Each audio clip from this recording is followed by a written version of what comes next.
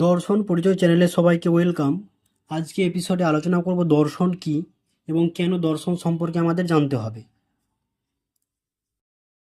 দর্শন শব্দের উৎপত্তি হয়েছে সংস্কৃত দৃশ ধাতু থেকে। দর্শন শব্দের সাধারণ অর্থ হচ্ছে দেখা বা চাক্ষুষ প্রত্যক্ষ, কিন্তু যে কোনো দেখাকে দর্শন বলা যায় না। ভারতীয় মতে দর্শন বলতে বোঝায় আত্মদর্শন, আত্মাকে দেখা বা জানা। সহজভাবে বলতে গেলে দর্শন হলো কোনো কিছুর বিষয় সম্পর্কে জানার জন্য জ্ঞানের গভীরে গিয়ে সত্যকে উপলব্ধি করাই হলো দর্শন, বা মানব মনে যত প্রশ্ন আছে তার যৌক্তিক উত্তর খোঁজাই হলো দর্শন।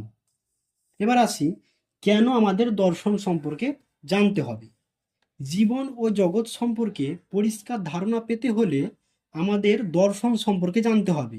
কারণ প্রতিটি মানুষের মনে কিছু ফান্ডামেন্টাল প্রশ্ন থেকে যায়, যেমন আমাদের কেন জন্ম হলো, মৃত্যুর পরে আমাদের কি হবে, এই জগৎ কোথা থেকে এলো।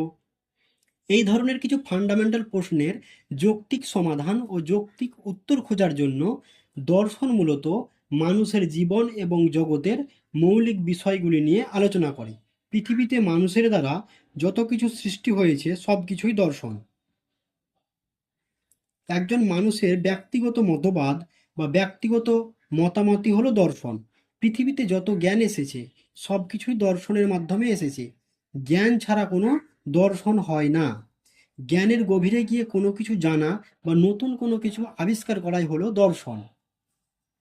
দর্শন কি করে, আমাদের চিন্তা, তারপরে বিশ্বাস ও অস্তিত্বের যে গভীর প্রশ্নগুলো আছে সেগুলোকে বুঝতে সাহায্য করে। দর্শন আমাদের যুক্তি, নৈতিকতা ও জ্ঞানের ভিত্তি খোঁজার সুযোগ দেয়। দর্শন জানা মানে নিজের বিশ্ব সম্পর্কে সচেতন হওয়া। কেন আমরা বাঁচি, সত্য কি, ন্যায় কি, এই সকল মৌলিক প্রশ্নের উত্তর খোঁজা।